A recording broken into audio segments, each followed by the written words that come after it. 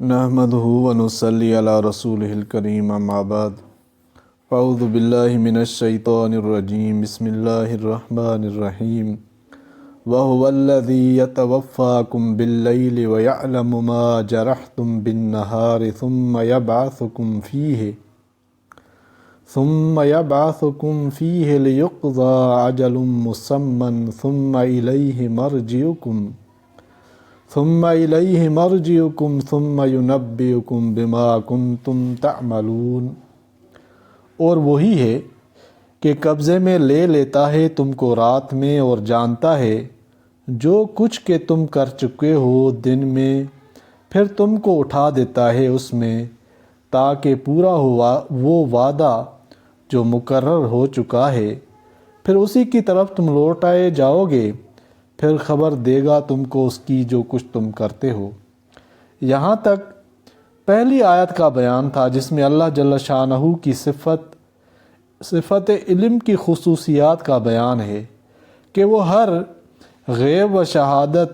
اور ہر ذرے ذرے کائنات پر حاوی ہے۔ دوسری آیت میں اسی طرح حق تعالیٰ کی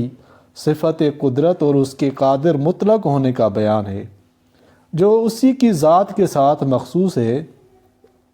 ارشاد ہے وَهُوَ الَّذِي يَتَوَفَّاكُمْ بِاللَّيْلِ وَيَعْلَمُ مَا جَرَحْتُمْ بِالنَّهَارِ، یعنی اللہ تعالیٰ ہر رات میں تمہاری روح کو ایک گونا قبض کر لیتا ہے اور پھر صبح کو جگا دیتا ہے تاکہ تمہاری مقررہ عمر پوری کر دے، اور پھر دن میں بھی تم جو کچھ کرتے رہتے ہو وہ سب اس کے علم میں ہے۔ یہ اللہ تعالیٰ ہی کی قدرت کاملہ ہے کہ انسان کے جینے مرنے اور مر کر دوبارہ زندہ ہونے کا ایک نمونہ ہر روز اس کے سامنے آتا رہتا ہے۔ حدیث میں نے نیند کو موت کا بھائی فرمایا ہے، اور یہ حقیقت ہے کہ نیند انسان کے تمام قوی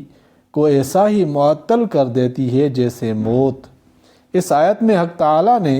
نیند اور پھر اس کے بعد بیداری کی مثال پیش فرما کر انسان کو اس پر متنبہ فرمایا ہے کہ جس طرح ہر رات اور ہر صبح میں ہر شخص شخصی طور پر مر کر جینے کی ایک مثال کا مشاہدہ کرتا ہے، اسی طرح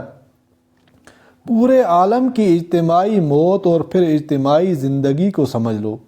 جس کو قیامت کہا جاتا ہے۔ جو ذات اس پر قادر ہے اس کی قدرت کاملہ سے وہ بھی مستبعد نہیں، اس لیے آخر آیت میں فرمایا ثم الیہ مرجعکم ثم ینبئکم بما کنتم تعملون،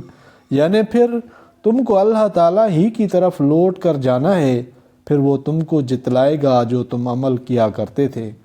مراد یہ ہے کہ اعمال کا حساب ہوگا، پھر اس پر جزا و سزا ہوگی۔ اللہ تعالیٰ قرآن پاک کو سمجھنے اور عمل کرنے کی توفیق عطا فرمائے، آمین یا رب العالمین۔